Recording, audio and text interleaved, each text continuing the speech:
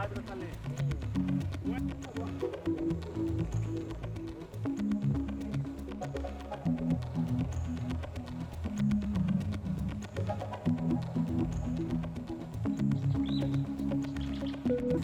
दाम अरोंग तुरेन मखादाम हाइरिब दाम असे हनक केंद्र सिगी MLA honourable Shri Surya Kumar उक्रमना सेंबीबदगी हौजे हौजे ओइजेता उरीब local सिंग असे डबल क्रॉपिंग मतिक चाना तौबा फंगले तुरेल सिबु तौबिरमलिबा एक्सएम श्री ओक्रम इबोबी सिंह हौजे हौजेकी केंद्र सिगी एमएलए श्री ओक्रम सूर्य कुमार सिंह मखोई अनीबो हन थागतसरी नखोई लेतना थागतसरी अखोई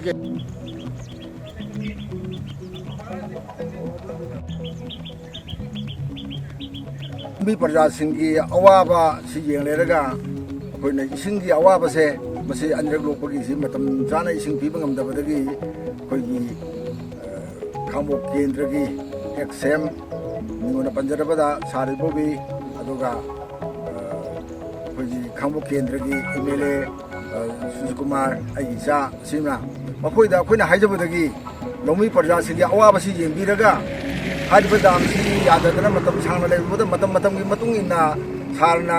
मसी उबागना अदगी मतम मतम की थिबिरमे अदु हनक्ति चपचाबी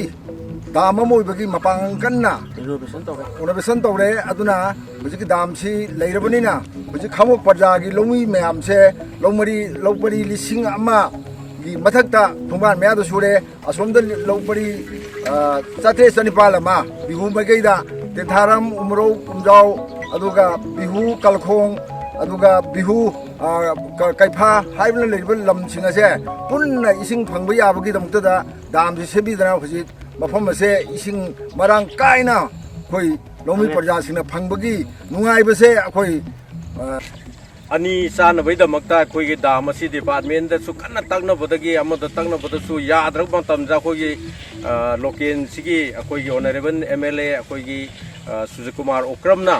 मयाम सिगी खल्लगा मा कदाइदैनो काइदैनो तौरगा कुमसी सिदा नंगनबा सेमबिदना अखोइ अथोफम अमदि खाबोकी अंगन फौसी नंगन बिबा अमदि मसिबु दाम सिगी मपालदगी असिगुम्बा अखोइना हौरगिबा अंगन अनि चाबगी डबल क्रॉपिंग सिदा पुन सपोर्ट पीबई दमक्ता अखोइगी ऑनरेबल एमएलए बु प्रजा मयाम महु सिलगा हन्ना हन्ना थागतसरी।